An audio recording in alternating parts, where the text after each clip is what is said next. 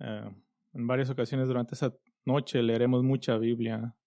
Así que en un poco más de tiempo, prepárate para un tiempo de duro entrenamiento bíblico, pero por ahora vayamos a Nehemías 6. Nehemías 6, y me gustaría tratar una de las grandes batallas espirituales que peleamos como cristianos, y esa es realmente una lucha que define en gran medida la fuerza de nuestra fe, y esa es la batalla contra el miedo. El miedo es realmente parte de nuestra vida, y la lista de las causas del miedo es interminable. Y podríamos hacer esa lista simplemente al entrevistar a cada uno de ustedes, porque todos los tenemos. Miedo al dolor, a la decepción, a los deseos y a las necesidades, a los problemas financieros, a la agonía de las relaciones, al sufrimiento físico, a la vergüenza y a la humillación. El miedo puede volverse idolatría y puede ser un síntoma de no permanecer en la palabra de Dios, de no tener tu confianza en el Señor, o peor, de creer que solo puedes ser feliz cuando las situaciones van a tu manera. Y de hecho, identificar en tu propio corazón la raíz de los pecados que habitualmente haces puede implicar identificar la raíz del miedo. ¿Qué es lo que temes? Aquello de lo que tienes miedo, y si enfrentas ese miedo con verdad y humildad, entonces el, el miedo es reemplazado por el coraje y la obediencia. El miedo está entrelazado e interrelacionado con la batalla espiritual invisible que se libra a nuestro alrededor. El maligno nos haría vivir en miedo. El maligno nos haría temblar y estremecernos ante cualquier oposición espiritual. Y la lucha contra el miedo entonces se gana muchas veces en el reino espiritual del corazón. Y se gana confiando en los recursos del cielo. Esta noche llegamos a un punto crucial y culminante en Esdras Nehemías. Es un punto culminante. Los descendientes de los exiliados que han regresado de Babilonia del cautiverio persa, ahora bajo el liderazgo de Nehemías, están a punto de completar la tarea para su generación, y esa es la finalización del muro de Jerusalén, para hacer que la ciudad una vez más sea segura y esté en las manos del pueblo de Dios. Ahora, la última vez miramos el capítulo 5, la crisis financiera entre los judíos y la desunción con ellos que se ha resuelto, y ahora la atención vuelve a la reconstrucción del muro. Y el tema del capítulo es la batalla contra el miedo, porque esa es la misma herramienta que los enemigos del pueblo de Dios van a usar en un último esfuerzo para frustrar la reconstrucción del muro de Jerusalén. Déjame mostrarte que este es el tema del capítulo. Versículo 6-9 dice, porque todos ellos querían atemorizarnos. Miren el versículo 13, dice, le pagaron por esta razón para que yo me atemorizara. El versículo 19 dice, me enviaba cartas para atemorizarme. Atemorizar, atemorizar, atemorizar. Todas estas son versiones de la misma palabra hebrea. Así que, ¿qué haces con el miedo sobre lo que te asusta? Esa es una nota, no planeé esto, pero es divertido para mí que este mensaje caiga el día antes de Halloween, un día dedicado a celebrar el miedo y celebrar el terror, el juguetear con lo malvado como algo que fue hecho para ser divertido, el juguetear y divertirse con el concepto de la muerte. Nuestra serie en Esdras Nehemías se centra en la gran fidelidad de Dios para con su pueblo, y cada mensaje ha resaltado una área de fidelidad, y esta noche me gustaría resaltar que Dios da fuerza contra el temor. Dios da fuerza contra el temor. Me gustaría darte 3 armas estratégicas contra el temor desde nuestro texto aquí. La primera arma estratégica contra el temor es ora por el ahora. Ora en medio del dolor.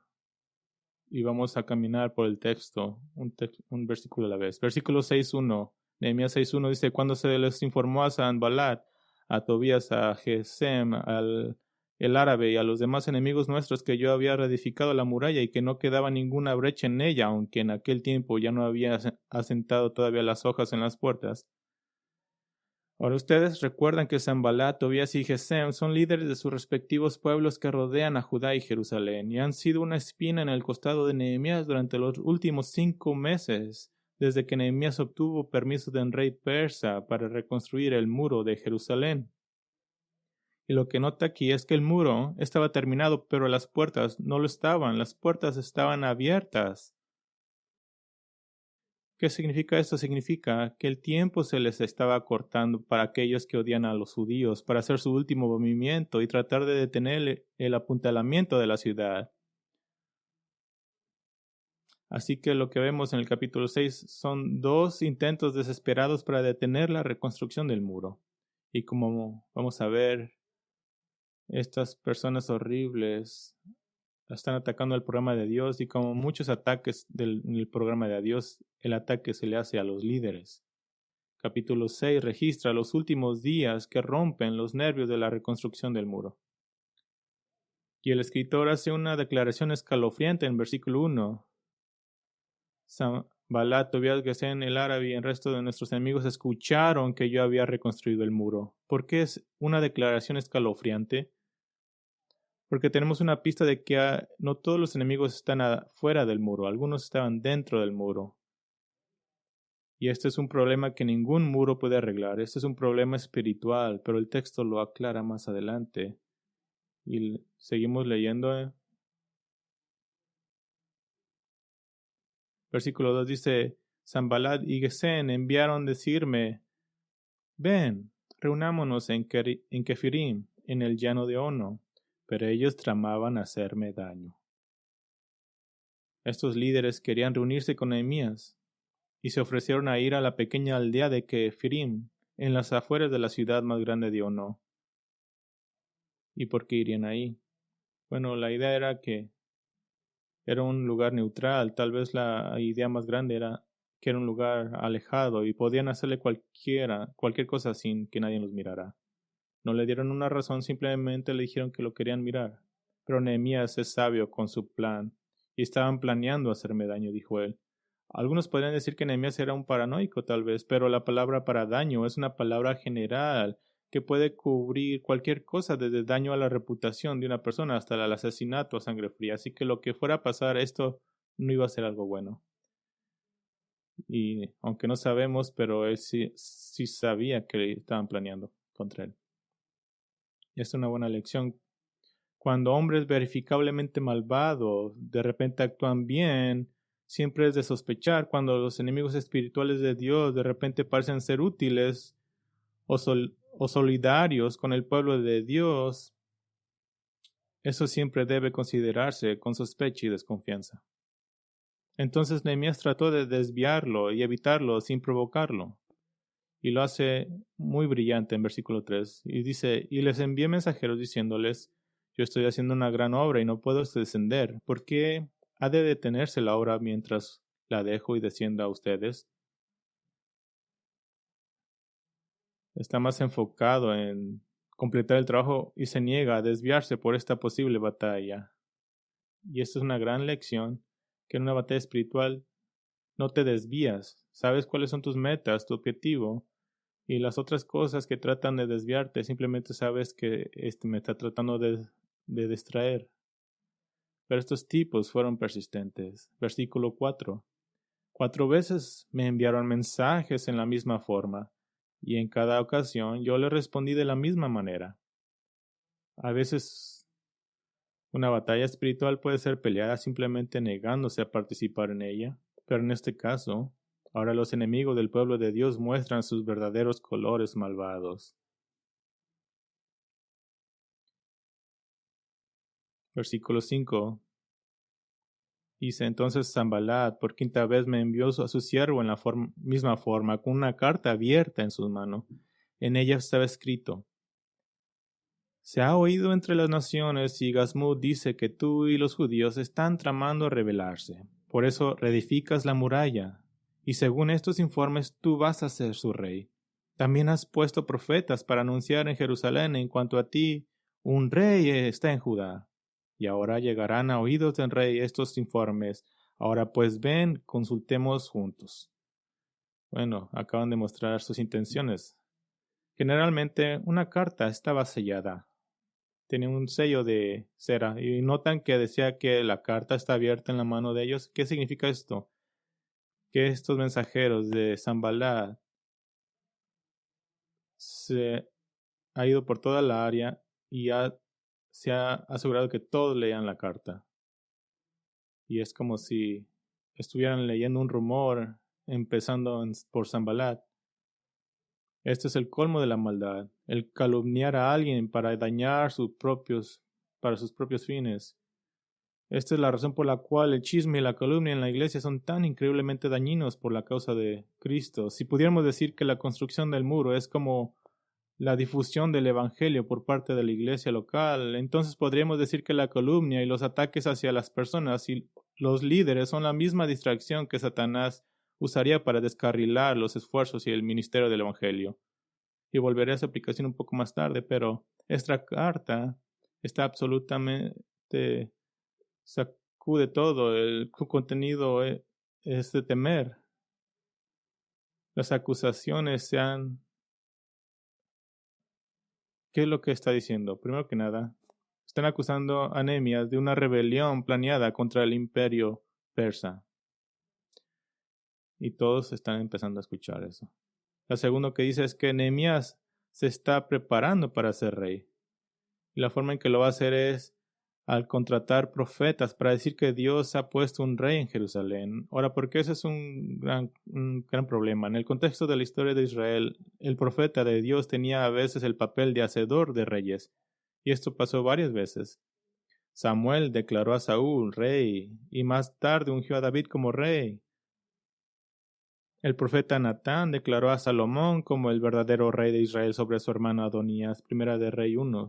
Segunda de Reyes 9, el profeta Eliseo declaró a Jehú, el nuevo rey del reino del norte de Israel, como juicio sobre la casa del rey malvado Acab y su esposa Jezabel. Así que esta fue una acusación astuta que tenía el sonido de verdad, que podría ser creíble, que Nehemías estaba contratando profetas para apoyar su causa, porque si algo convencería a todos los judíos de que Nehemías iba a ser rey, serían los profetas de Dios. Y el mensaje concluye con ahora llegarán a oídos del rey estos informes.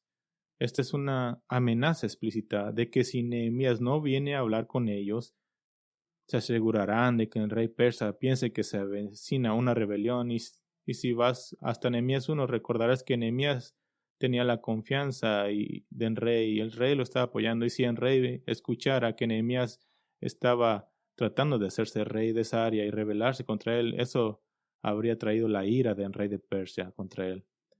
Así que están haciendo de terrorizar a Nehemías. ¿Y qué haces con las mentiras? Usted las llama por lo que son. Versículo 8. Entonces le envié un mensaje diciéndole, no ha sucedido esas cosas que tú dices, sino que las estás inventando en tu corazón. ¿Qué mensaje? Simplemente dice la verdad y Nehemías conocía los motivos. Versículo 9. Porque todos ellos querían atemorizarnos, pensando que nuestras manos se debilitarían y el trabajo no se haría. ¿Quiénes son todos ellos? Esos son los bullies. Todos los versículos 1.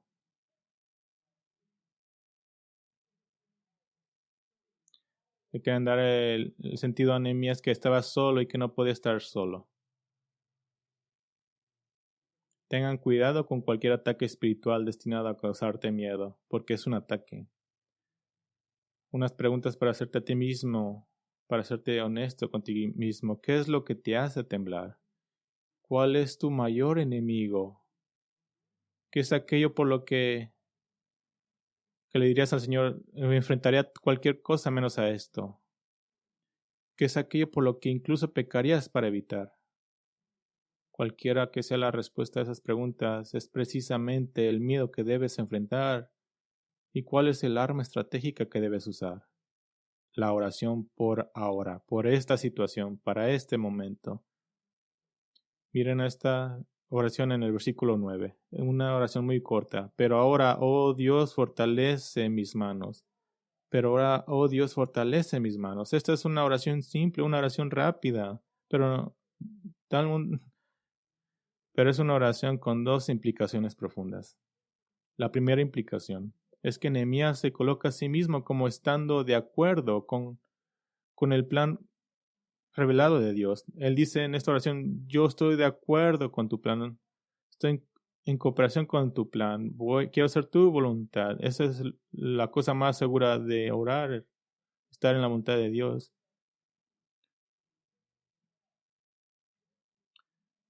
Él hace esto usando la metáfora de Dios fortaleciendo sus manos. ¿Qué quiere decir esto? Es una metáfora.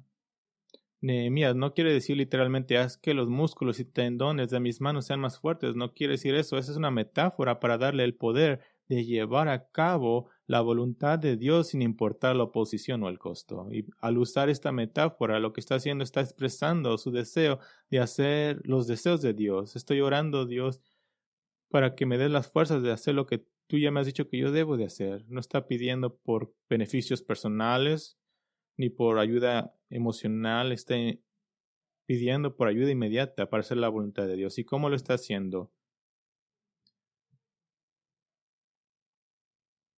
Bueno, en el contexto más amplio de Esdras Nehemías, ¿recuerdas la frase que indica que Dios está providencialmente obrando a través de su pueblo y cumpliendo los propósitos de su reino? Creo que merece nuestro tiempo que miremos esto. Vayamos a Esdras 7 y vamos a recordarnos de esta metáfora que está a través de Esdras Nehemías. Esdras 7, versículo 6. Esdras 7, versículo 6. Esdras 7, versículo 6. Esdras subió de Babilonia y era escriba, experto en la ley de Moisés que el Señor Dios de Israel había dado. El rey le concedió todo lo que pedía. Aquí está. Porque la mano del Señor su Dios estaba sobre él. Y miren al versículo 28 del mismo capítulo. Versículo 28, a la última parte.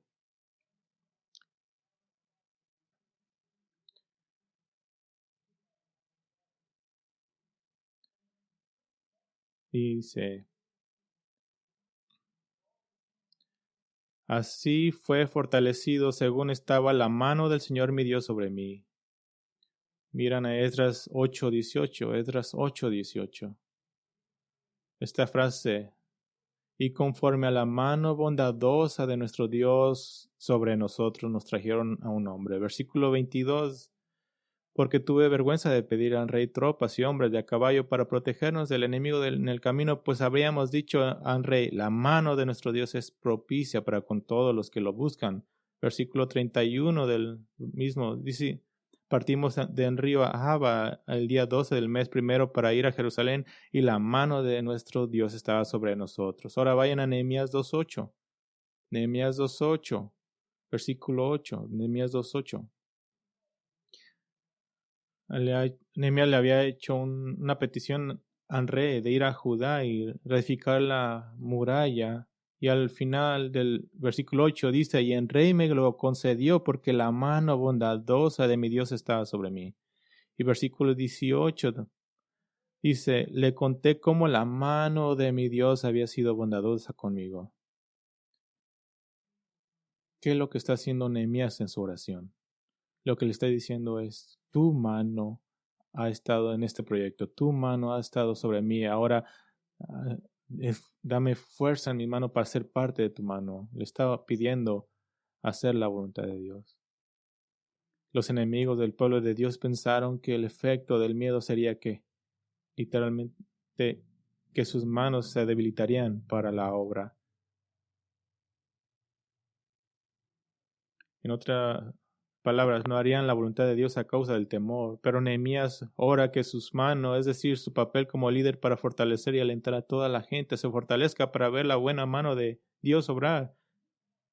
Porque si Nehemías flaquea, ¿qué sucede con la obra? Probablemente habría causado un efecto dominó de miedo que habría detenido los pasos finales para terminar el muro.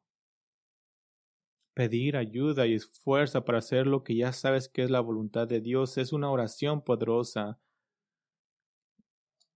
en la que deberías tener gran confianza.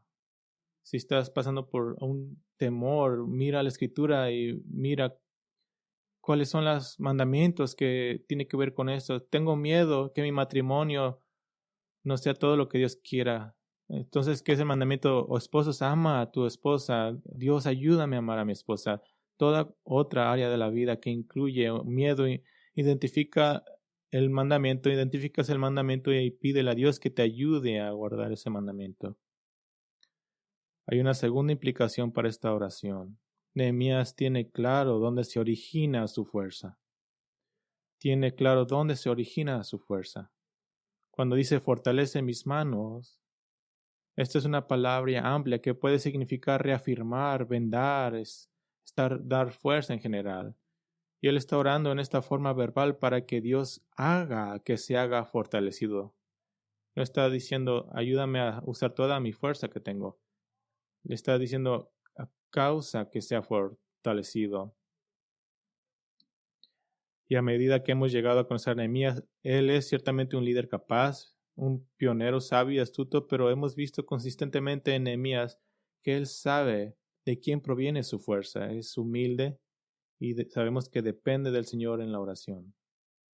No hay ningún sentido de dependencia en sí mismo. Esto no significa que hay ningún esfuerzo en su sabiduría o esfuerzo personal. Y esto es normal para Nehemías.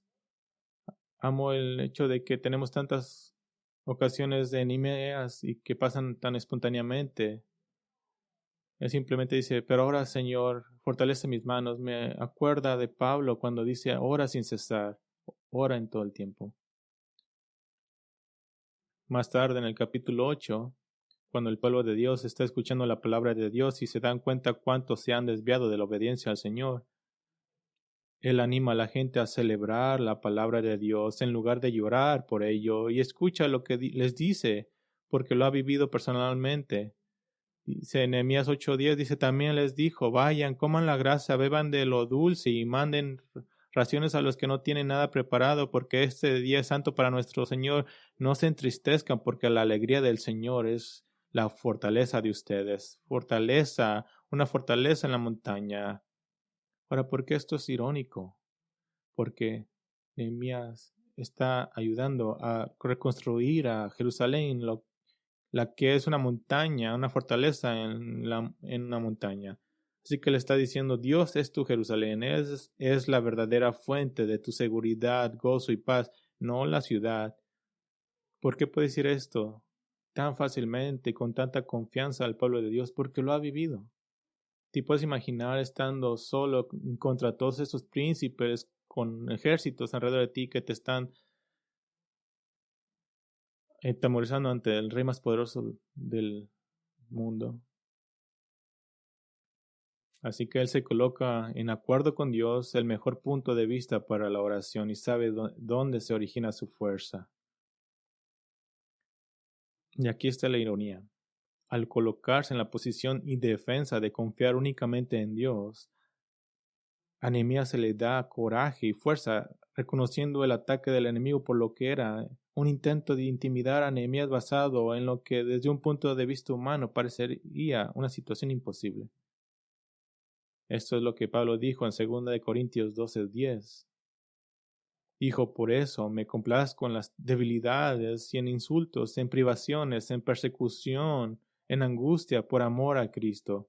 Y aquí está el secreto para vivir la vida cristiana, porque cuando soy débil, entonces soy ¿qué? Soy fuerte. Entre más de mí hay, más de Dios hay. Esa es la esencia de vivir por fe. Y eso pasa en la oración. Que eres fortalecido por el Señor incluso cuando el problema aún no se ha resuelto. Que llegas a un punto donde no necesitas resolver el problema porque has atacado de dónde viene. Que la fuerza viene cuando lo necesitas, lo que necesitas para enfrentar la fuente del miedo. Y Nehemías necesitaría esta fuerza porque el próximo ataque está justo en los talones del primero. La primera arma estratégica es la oración ahora. La segunda es la oración para más tarde. la oración para más tarde. Ahora, vamos a una nueva escena. Nehemías va a la casa de Semaías.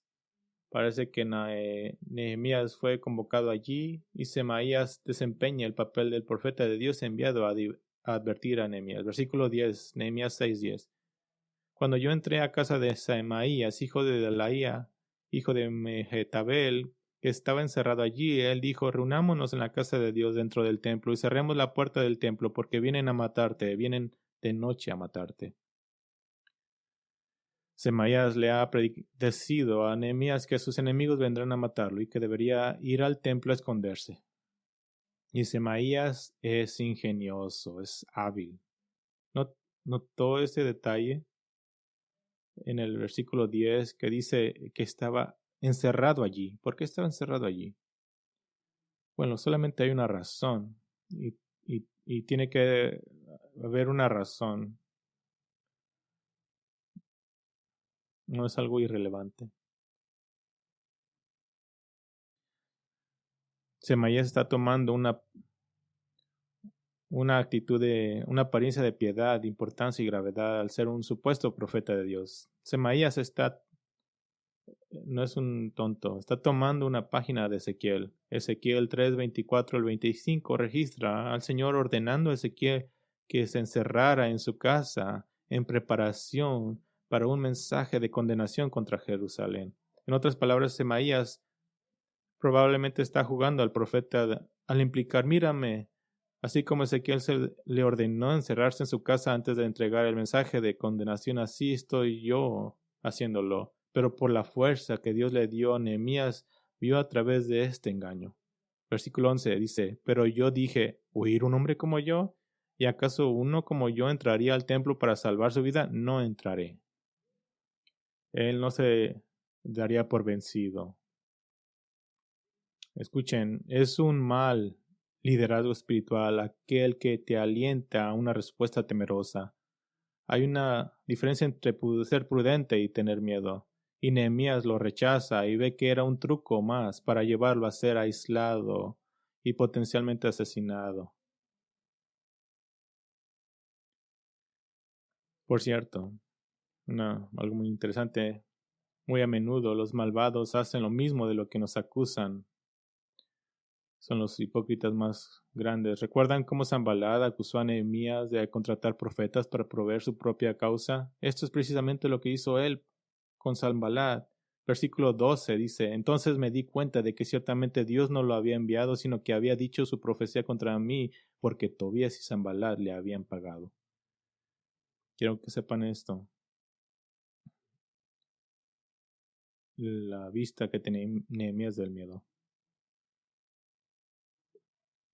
Su punto de vista del miedo es que el temor causa acciones injustas y pecaminosas y terribles consecuencias para el programa del reino de Dios. Miren cómo él miraba el miedo en versículo 13. Le pagaron por esta razón para que yo me atemorizara y obrara de esta manera y pecara. Y así ellos tuvieron un mal informe de mí y pudieran reprocharme. Miedo no es un desafío, miedo no es un error, el miedo no es un obstáculo, el miedo es un pecado. Porque dice: no creo lo que la Biblia dice acerca de la fuerza que Dios me puede dar. No creo que Dios es tan grande como para hacerse cargo de mí. No creo que Él me pueda dar paz. No creo que, como Salmos, que dice que yo me puedo dormir en paz porque en Él confío. No confío en lo que la Biblia dice de que no esté ansioso por nada, sino que en todo presente mi oración a Dios. Esta es una verdad dura, pero el miedo es pecado. No estoy hablando de instantánea reacción, que cuando un carro pasa 100 millas por hora te da miedo. No, ese es tu cuerpo que te dice: oh, vas a morir, ten miedo. Pero cuando tienes el tiempo para reflexionar en una situación y escoges tener miedo y no luchas contra eso, no te pones a orar, es un pecado. Y Nehemías lo reconoció. Él siente que ha sido casi succionado a hacer acciones pecaminosas por el miedo. Y ahora, así como Nehemías oró antes por el ahora, en esta coyuntura, ora por el más tarde, el versículo 14, aquí está su oración: acuérdate, Dios mío, de Tobías y de Sanballat conforme a estas obras suyas. también de la profecía de Noadías y de los demás profetas que estaban atemorizándome. Primero que nada, note aquí que Semaías, el falso profeta, era simplemente el cabecilla, que numerosos supuestos profetas habían sido llamados y contratados para hacer temer a Nehemías. Satanás ha empleado todos los medios posibles. Pero note también esto, que ahora Nehemías encuentra consuelo no solo en la oración por fortaleza para este preciso momento, sino en mirar hacia el futuro, a la futura vindicación y justicia que será impuesta por Dios. Ahora, la última vez miramos hacia el futuro. La vez pasada, para ver las oraciones de Nehemías en el capítulo 13, pidiéndole que Dios le recuerde en el futuro. Pero en este caso, Nehemías ora para que Dios recuerde a los enemigos de Dios en el futuro. Esta es una oración imprecatoria, una oración para que la justicia y el dolor vengan sobre los enemigos. Ahora podría decir que deberían de haber invitado a Tobías a la iglesia, o tal vez puede decir, bueno, nadie en el cielo oraría así. Oh, pero lo hacen. Y amamos las oraciones del cielo porque sabemos que son perfectas, reveladas. Apocalipsis 6 registra a los mártires de la gran tribulación venidera en el cielo clamando a Dios: ¿hasta cuándo, oh Señor santo y verdadero, esperarás para juzgar y vengar nuestra sangre de los que moran en la tierra? Escuchen, hay un gran consuelo que se puede encontrar en orar por la justicia de Dios. Y note que Nehemías reconoce que esto no sucederá de inmediato. No va a pasar. Su confianza, su consuelo está en el hecho de que sucederá más tarde. Ahora, puedo entender que no te sientas cómodo con este tipo de oración, pero el hecho es que mirar hacia adelante a la vindicación del pueblo de Dios debe ser parte de tu fortaleza y consuelo. Incluso podrías decir, no estoy seguro de saber cómo orar una oración como esa. Bueno, deja mostrarte cómo. Vayan unas páginas más a Salmos 94. Salmo 94. Salmo 94 comienza con un clamor por la justicia y termina con un tremendo consuelo y ayuda. Es como un clásico patrón de esta oración. Salmo 94. Ese es el Dios de la Biblia. Oh Señor, Dios de la venganza, oh Dios de la venganza, resplandece. Levántate, juez de la tierra, da su merecido a los soberbios. ¿Hasta cuándo los impíos, Señor, hasta cuándo los impíos se regocijarán, charlan, hablan con arrogancia? Todos los que hacen iniquidad se vanaglorian, aplastan a tu pueblo, Señor, y afligen a tu heredad, matan a la viuda y al extranjero, y asesinan a los huérfanos, y dicen: el Señor no ve nada, ni hace caso del cielo, el Dios de Jacob. Hagan caso, torpes del pueblo, necios, ¿cuándo entenderán? El que hizo el oído, ¿acaso no oye? El que dio forma al ojo, ¿acaso no ve? ¿No reprenderá el que castiga a las naciones, el que enseña conocimiento al hombre? El Señor conoce los pensamientos del hombre, sabe que son solo un soplo. Bienaventurado el hombre a quien reprendes, Señor, y lo instruyes en tu ley, para darle descanso en los días de aflicción, hasta que se cabe una fosa para el impío. Porque el Señor no abandonará a su pueblo, ni desamparará a su heredad, porque el juicio volverá a ser justo, y todos los rectos de corazón lo seguirán. ¿Quién se levantará por mí contra los malhechores? ¿Quién me defenderá de los que hacen iniquidad? Si el Señor no hubiera sido mi ayuda, pronto habría habitado mi alma en el lugar del silencio. Si digo, mi pie ha resbalado, tu misericordia, oh Señor, me sostendrá. Cuando mis inquietudes se multipliquen dentro de mí, tu consuelos deleitan mi alma. ¿Puede ser aliado tuyo un trono de destrucción que planea el mal por decreto? Se unen contra la vida del justo y condenan a muerte al inocente. Pero el Señor ha sido mi baluarte, mi Dios, la roca de mi refugio. Él ha hecho volver sobre ellos su propia iniquidad y los destruirá en su maldad. El Señor, nuestro Dios, los destruirá. Y quiero que mires algo en el versículo 23. Él usa en el pasado y futuros verbos. Él habla como si los enemigos de Dios ya hubieran sido destruidos. Eso es lo que orar hacia el futuro hace. Él empieza Oh Jehová, Dios de la venganza. Y luego dice, Jehová ha sido mi fortaleza. ¿A dónde te transporta esto? Te transporta hacia el futuro, te da confianza y paz.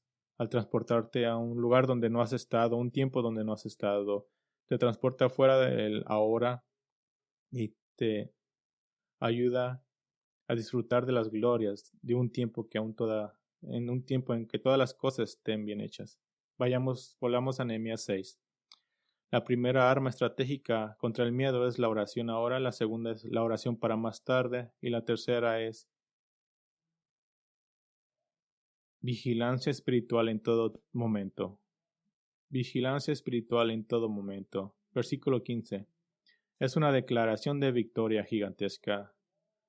La muralla fue terminada el 25 del mes de Elul en 52 días. La fecha de la finalización del muro se da como el 25 de Elul, el sexto mes del calendario judío, y esto es asombroso incluso para estándares modernos. Menos de 6 meses han pasado desde que Nehemías recibió permiso del rey persa para completar la reconstrucción del muro. Toda la historia de Nehemías está conduciendo a este momento. Este corto tiempo está destinado a sorprender al lector y a ti y dar fe de que Dios responde la oración. Y mira la deflación de los enemigos de Dios. Esta es una enorme derrota para los enemigos del pueblo de Dios. Versículo 16 dice, cuando se enteraron todos nuestros enemigos y lo vieron todas las naciones que estaban alrededor nuestro, decayó su ánimo. Y porque reconocieron que esta obra había sido hecha con la ayuda de nuestro Dios. Wow. Esto forma un libro literario incluso que termina con el versículo 1. Cuando los enemigos del pueblo de Dios escucharon que los muros fueron reconstruidos, pero la puerta aún no estaba puesta, y el último, ahora la puerta está puesta y la ciudad está segura. Las puertas están puestas, la ciudad está asegurada.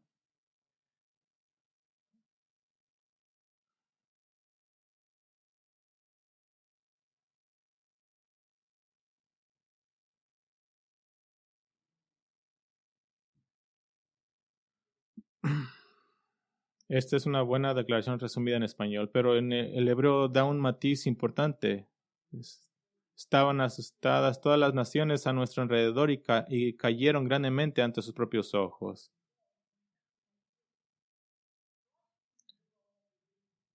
Estaban asustadas y se cayeron ante sus propios ojos. En otras palabras, ¿quién está asustado ahora? Son los enemigos de Dios y su orgullo está desinflado y maltratado. Dios los ha derrotado. Todos los capítulos 2 al 6 se resumen al final del versículo 16, que ahora se sabía que el muro había sido reconstruido por nuestro Dios. Y esto resalta el hecho de que el logro de la reconstrucción del muro y todos los logros de los capítulos 2 al 6 son respuestas a su oración. Y al comienzo de este conflicto sobre la reconstrucción del muro de Jerusalén, Sanballat y Tobías vieron a Nehemías como un hombre que hacía algo con lo que no estaban de acuerdo y que lo iban a intimidar, pero ahora deben reconocer que esto viene de la mano misma de Dios. Ahora aquí está una de las grandes ironías del libro de Esdras Nehemías. ¿Esto no parece que debería ser el final del libro? ¿No se siente como que este debería ser el versículo final? La gran batalla espiritual y el pueblo de Dios ganando con la ayuda del Señor, pero la historia continúa y Tobías no se ha rendido. ¿Por qué? Esto fue insinuado en el versículo 1. Veamos por qué sigue siendo una espina en el costado de Nehemías. Nehemías 6:17. También en aquellos días se enviaban muchas cartas de los nobles de Judá a Tobías, y de Tobías venían cartas a ellos, porque muchos en Judá estaban unidos a él bajo juramento, porque él era yerno de Secanías, hijo de Ara, y su hijo Joanán se había casado con la hija de Mesulam, hijo de Berequías. Además hablaban de sus buenas obras en mi presencia, y a él le informaban de mis palabras, y Tobías me enviaba cartas para atemorizarme. Versículo 1. Insinuó los problemas internos. Versículo 7-19 ahora expone abiertamente los problemas internos. Algunos de los nobles de Judá eran en realidad enemigos de Judá, un caso clásico donde la sangre es más espesa que el agua, porque Tobías estaba relacionado con dos familias judías prominentes a través del matrimonio. Y estos versículos preparan al lector para Nehemías 3, el capítulo final del libro. En Nehemías 13, Tobías aún sigue siendo un espía en su costado. Para ese entonces, Tobías ha luchado para poder tener un departamento personal en el edificio del templo. Los hebreos del templo y los ministros del templo no estaban siendo pagados como se suponía que debían ser. El día de reposo se estaba convirtiendo en un día de mercado por los agricultores. Los judíos se casaban con mujeres extranjeras otra vez, tanto en temas como en vocabulario. Versículos 7 y 19 estaban estrechamente vinculados en el capítulo 13, ambos resaltando a Tobías. Ambos muestran que los enemigos de Dios, aunque temporalmente retroceden, no se están dando por vencidos en absoluto. Versículos 7 al 19 son deliberadamente decepcionantes. Hay un entendimiento hundido de que los problemas y la continua amenaza de Israel son internos, están dentro de los muros. Podrías esperar una gloriosa celebración y dedicación del muro, pero eso se retrasó todo el camino hasta el versículo 12 al 27. Así que, ¿qué hace Nehemías en respuesta a la continua molestia de Tobías y sus parientes judíos en un intento de hacer que Nehemías tema? Hizo un buen uso del nuevo muro y las puertas de Jerusalén.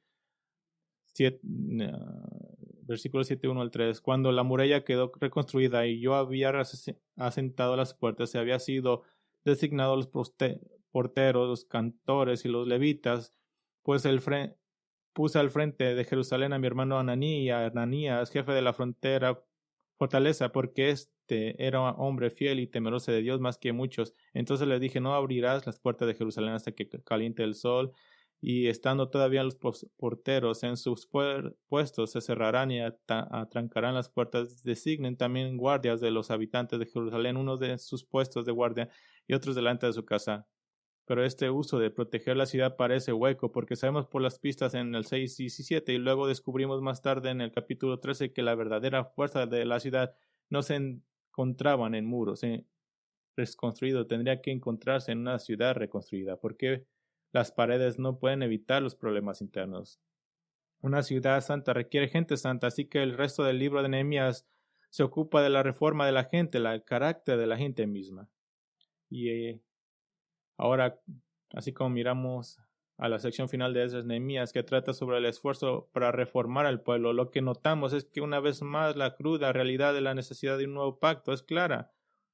Un pacto que cambia el corazón, en el que el Espíritu Santo cambia el pueblo de Dios y comienza a formar una semejanza a Cristo dentro de ellos. Y creo que podemos relacionarnos como iglesia con esto.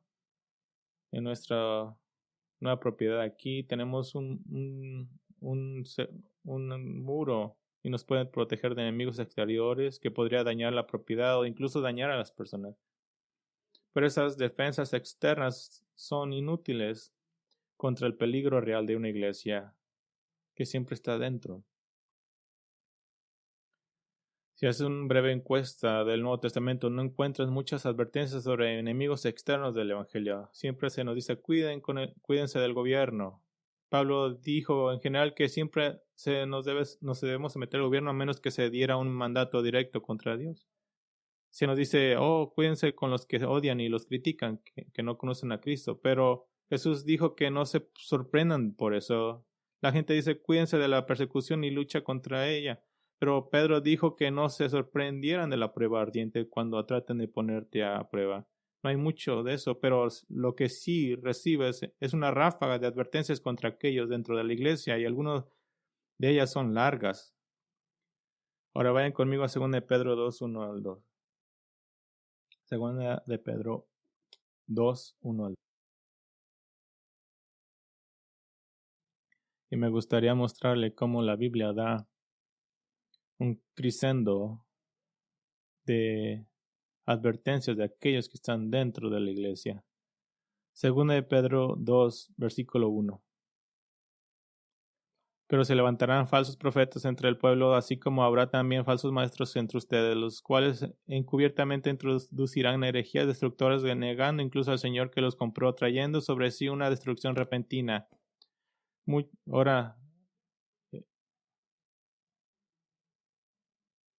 el versículo 22 dice, les ha sucedido a ellos el proverbio, el perro vuelve a su propio vómito y la puerca lavada vuelve a revolcarse en el cieno. Siempre se nos dice, cuidado de los falsos profetas dentro de la iglesia. Vayan a 1 de Juan 2:18. 1 de Juan 2:18. 1 de Juan 2:18. Hijitos, es la última hora, así como oyeron que el anticristo viene, también ahora han surgido muchos anticristos, por eso sabemos que esta es la última hora. Ellos salieron de nosotros, pero en realidad no eran de nosotros, porque si hubieran sido de nosotros, habrían permanecido con nosotros. ¿Qué quiere decir eso? Quiere decir que el enemigo estaba dentro de nosotros. Y en algunos casos, la iglesia.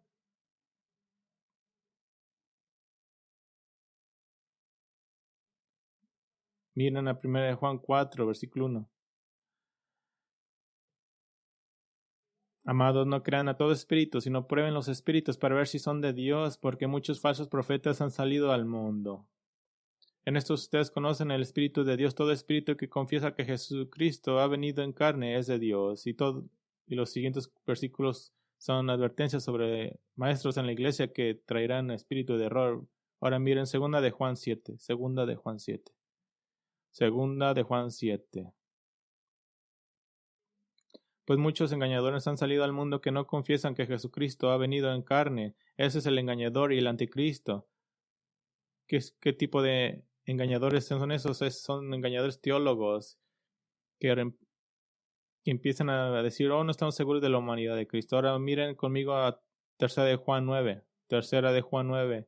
Escribí algo a la iglesia, pero Diótrefes, tal vez un anciano, a quien le gusta ser el primero entre ellos, no acepta lo que decimos. Por esta razón, si voy, llamaré la atención a las obras que hace, acusándonos injustamente. Miren conmigo a Judas 3. Judas 3. Amados, por el gran empeño que tenía en escribirles acerca de nuestra común salvación, he sentido la necesidad de escribirles exhortándoles a luchar ardientemente por la fe que de una vez para siempre fue entregada a los santos, pues algunos hombres se han infiltrado encubiertamente, los cuales desde mucho antes estaban marcados para esta condenación, impíos que convierten la gracia de nuestro Dios en libertinaje y niegan a nuestro único soberano Señor y Jesucristo. Y versículo 17 dice, pero ustedes, amados, acuérdense de las palabras que antes fueron dichas por los apóstoles de nuestro Señor Jesucristo, que les decían, en los últimos tiempos habrá burladores que irán tras sus propias pasiones impías. Estos son los que causan divisiones. Son individuos mundanos que no tienen el Espíritu, pero ustedes, amados, edificándose en su santísima fe, orando en el Espíritu Santo, consérvense en el amor de Dios, esperando ansiosamente la misericordia de nuestro Señor Jesucristo para vida eterna. Tenga misericordia de algunos. Todo dentro de las iglesias, todo dentro de las cuatro paredes. Mira que cuando Jesús dijo que el trigo de los verdaderos creyentes crecerá con la cizaña de los falsos creyentes, no estaba bromeando. Así que, ¿qué requiere esto? Requiere vigilancia espiritual en todo momento. No sucumbimos al miedo. Ni uno solo de los pasajes que acabamos de leer dijo que la respuesta era el pánico y el escondernos, sino más bien, tercera de Juan 4, nos andamos en la verdad. En la verdad. Andamos en la verdad, nos aferramos muy estrechamente a la palabra revelada de Dios solamente. Ahora, me gustaría terminar nuestro tiempo esta tarde simplemente en aplicación, porque este texto está tan lleno de lecciones para nosotros. Me gustaría dirigirme a estos rápidamente. Si me permite, me gustaría dirigirme a tres grupos que tienen cierta superposición. Grupo número 1, el cristiano individual que puede luchar con el miedo. El cristiano individual que puede luchar con el miedo, o sea, todos nosotros. Déjame darte algunos pensamientos de nuestro texto. El primer pensamiento es que el miedo es el enemigo a ser conquistado. Dios puede o no quitar la fuente del miedo. Él no siempre resuelve nuestros problemas, pero siempre te dará el coraje para enfrentarlos. Y es el punto. El estado de alerta espiritual significa que estás alerta a cómo el Señor usaría una situación para tu santificación. que mires más allá de la situación y dices, espérame un momento, ¿qué es lo que Dios me quiere enseñar? ¿Qué es lo que cómo quiere Dios que crezca? ¿Cómo puedo aprender a no tener miedo? Ese es el punto del problema. Y el ejercicio podría ser el hecho de la confesión del temor pecaminoso, que no estás confiando en el Señor. Hay otro pensamiento para los cristianos que estén pasando por el miedo. Usa los dos tipos de oraciones. La oración por el ahora. Encuentra salmos para guiar sus oraciones por el ahora. Salmo 3, 4, 6. Y el proceso de encontrarlos serán beneficiosos. ¿Qué tal la oración para el más tarde? Usa salmos como el Salmo 69, 94, 109. Ora por el ahora, ora por el más tarde. Ese es el 1, 2, golpes hacia el miedo. Hablando de salmos, la tercera cosa que le podemos decir es conozca lo que dicen los salmos sobre el miedo. Tómese el tiempo para buscar el término miedo y temor en los salmos y encontrarás que tienes muchos amigos a tu lado. ¿Qué tal un amigo como el rey David? Aunque camine por el valle de la sombra de muerte, no temeré ningún mal porque tú estás conmigo. Y déjame darte una lección más a este grupo. Después de una victoria espiritual, espera un ataque. Después de una victoria espiritual, espera un ataque.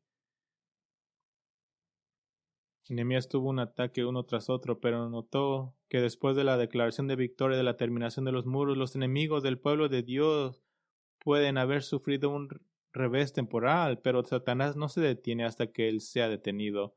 Y eso no sucederá hasta que Cristo reine sobre la tierra. Efesios 6 dice, por lo demás, fortalezcanse en el Señor y en el poder de su fuerza. Revístanse con toda la armadura de Dios para que puedan estar firme contra las insidias del diablo. Y esto lo hablamos mucho entre los liderazgos. Cuando todo está yendo bien es cuando debemos de orar y ser humildes. Nunca nos relajamos. Déjame hablarle a un segundo grupo. Grupo número 2, el cristiano como un miembro de la iglesia local. Esto habla más de la membresía. El cristiano como miembro de la iglesia local. Ahora, te pediría que te hagas la pregunta a ti mismo. ¿Soy más una herramienta de Dios o de Satanás en la iglesia? Estás como, por así decirlo, dentro de las paredes de la iglesia. No hay una iglesia perfecta y todos pecamos. Yo siempre me gusta pedirles disculpas por delante a los nuevos miembros por las cosas que lo voy a decepcionar, pero también les digo que los perdono por todas las cosas que me van a decepcionar. Pero una buena pregunta es, ¿soy uno que realiza, refuerza, alienta o obra por el bien del Evangelio o desprecio con mi negatividad, agobio con mis quejas o chismes, desaliento con mi falta de amor fraternal, observo desde lejos con un espíritu crítico? Todos conocemos la frase común, espina en la carne. Eso fue inventado por el apóstol Pablo en 2 de Corintios 12 y habla de una persona difícil dentro de la iglesia en su contexto. Hay un segundo pensamiento para los miembros de la iglesia. El estado de alerta espiritual significa entender que Satanás ama la disensión y los problemas dentro de la iglesia. El estado de alerta espiritual significa entender que Satanás ama la disensión y los problemas dentro de la iglesia. Desunión, desaliento, distracción.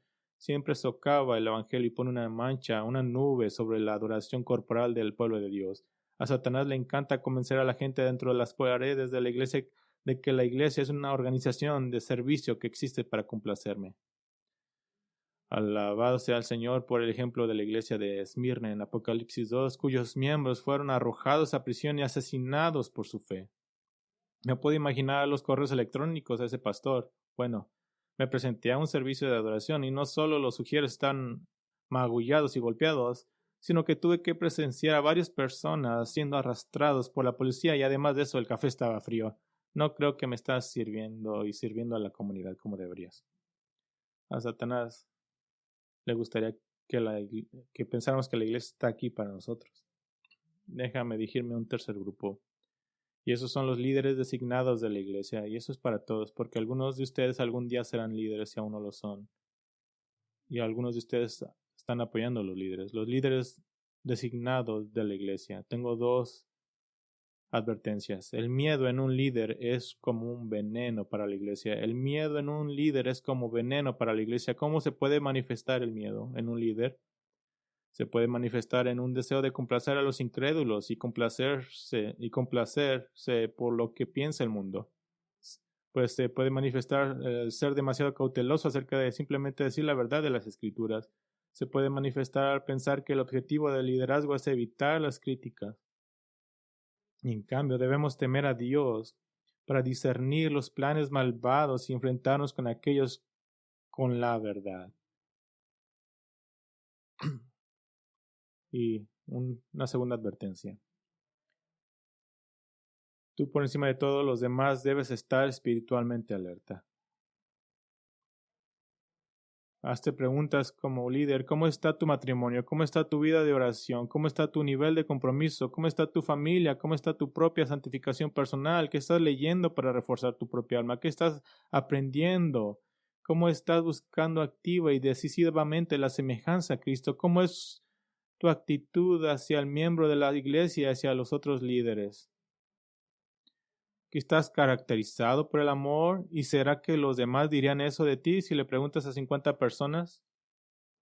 ¿Cuál es tu actitud hacia la palabra de Dios predicada? ¿Ha flaqueado tu interés o está el hambre y el impulso allí? Si le preguntara esto a 100 pastores y dicen, cuando he hecho a alguien anciano, pareciera como que su interés por la aplicación se cayó, fue por el suelo. Esas son preguntas que deben de hacerse. ¿Por qué debe estar vigilante por encima de todos los demás, los líderes? Porque tú eres el objetivo principal. Sanballat y Tobías no fueron tras el tipo que mezclaba el mortero para la pared. Él fue tras Nehemías.